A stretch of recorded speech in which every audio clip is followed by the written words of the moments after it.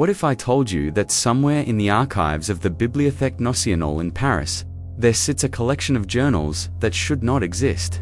What if I told you these journals contain detailed maps of constellations that astronomers have never seen, written in the obsessive handwriting of a man who claimed the stars themselves were teaching him their secrets? Tonight, we dive into the story of Dr. Ulysse Varon, a 19th century French astronomer whose final months produced some of the most disturbing astronomical records ever discovered. His journals describe 47 constellations in perfect detail, complete with star magnitudes, spectral classifications, and mythological names. The problem? None of these constellations exist in our night sky. None have ever existed. But that's not the strangest part of this story. Dr. Ulysse Varon was born in 1823 in the small town of Vézelay, France. By all accounts, he was a brilliant child with an unusual obsession with patterns. His mother wrote in her diary that young Ulysse would spend hours staring at wallpaper, claiming he could see messages written in the repeating designs. His teachers noted his exceptional mathematical abilities, but also his tendency to find mathematical sequences where none existed. Varon studied at the École Normale Supérieure and quickly established himself as one of France's most promising astronomers.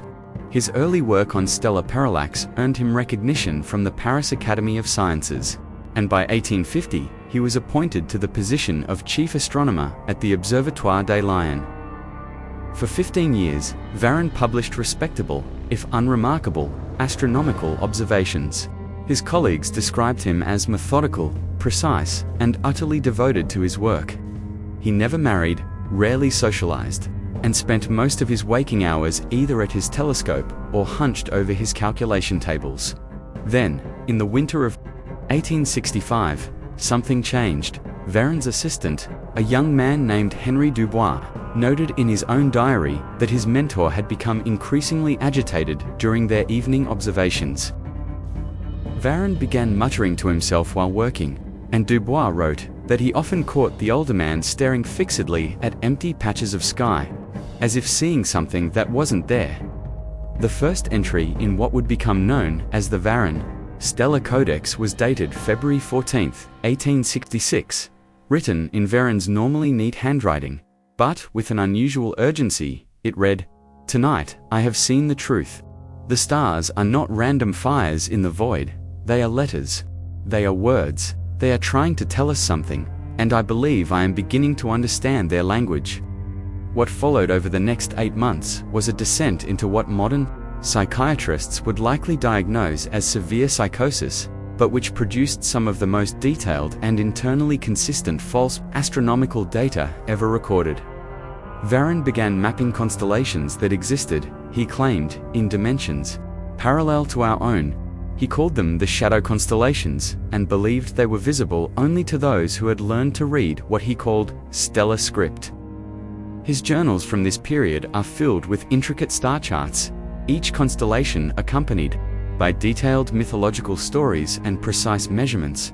The constellation he called the Weeping Mathematician consisted of 37 stars arranged in what Varon described as a complex geometric proof.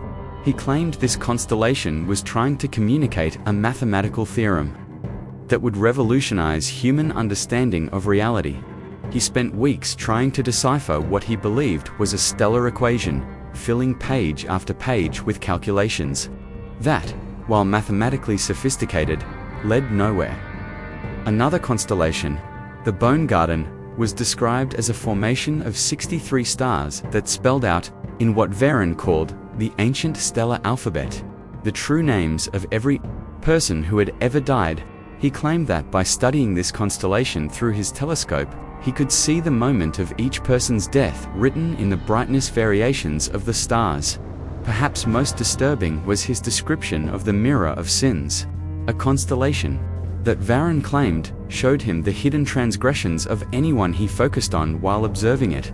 His journals from July 1866 contain increasingly paranoid accounts of the terrible secrets he claimed to have learned about his colleagues, his neighbors, and even historical figures. But Henri Dubois recorded something that Varon never wrote down himself.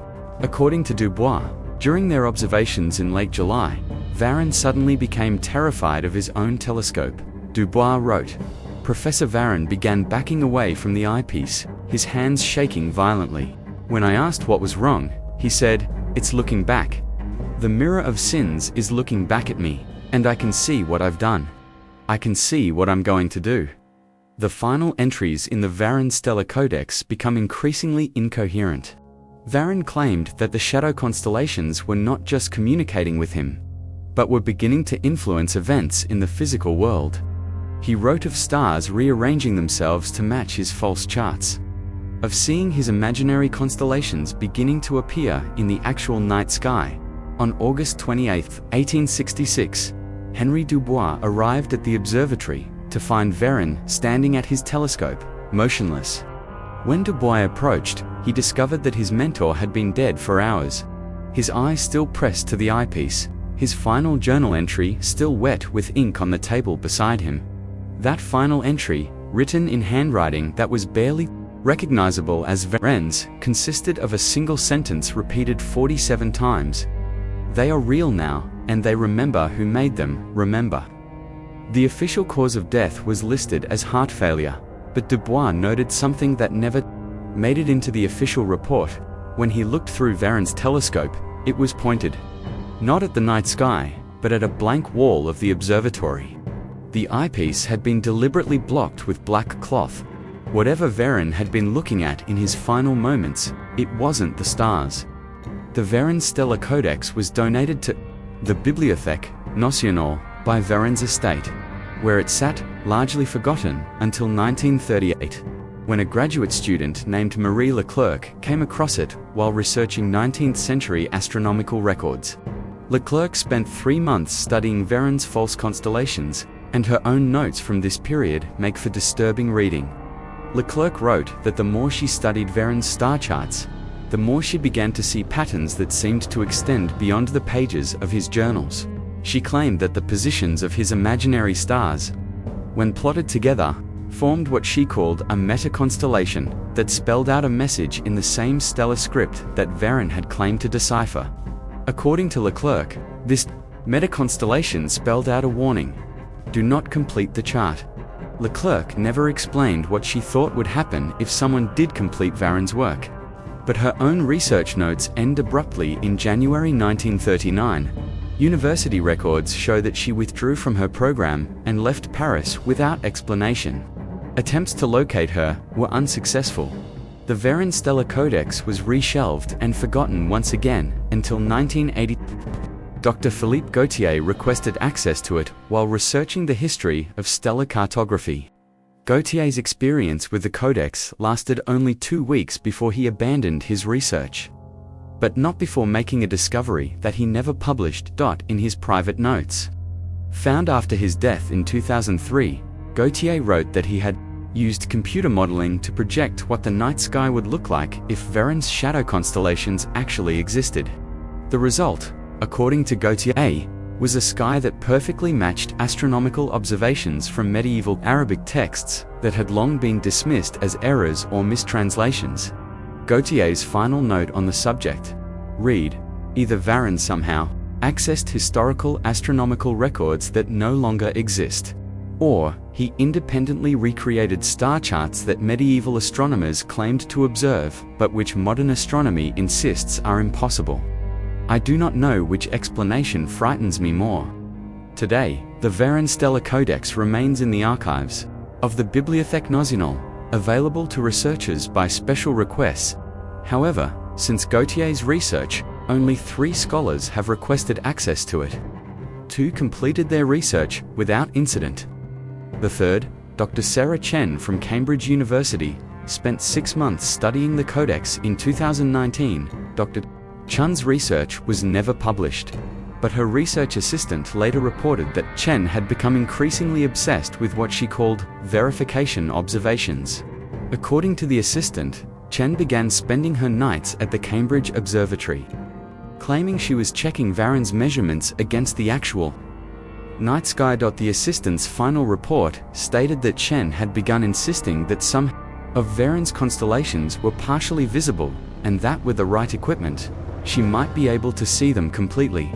Chen disappeared from Cambridge in December 2019, leaving behind only a note that read, "The stars are teaching me their handwriting, just like they taught him.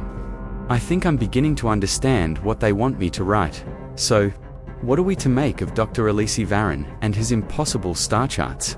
Was he simply a brilliant man destroyed by mental illness, creating elaborate fantasies in his final months? Or did he somehow access information that should not have been accessible to any human observer?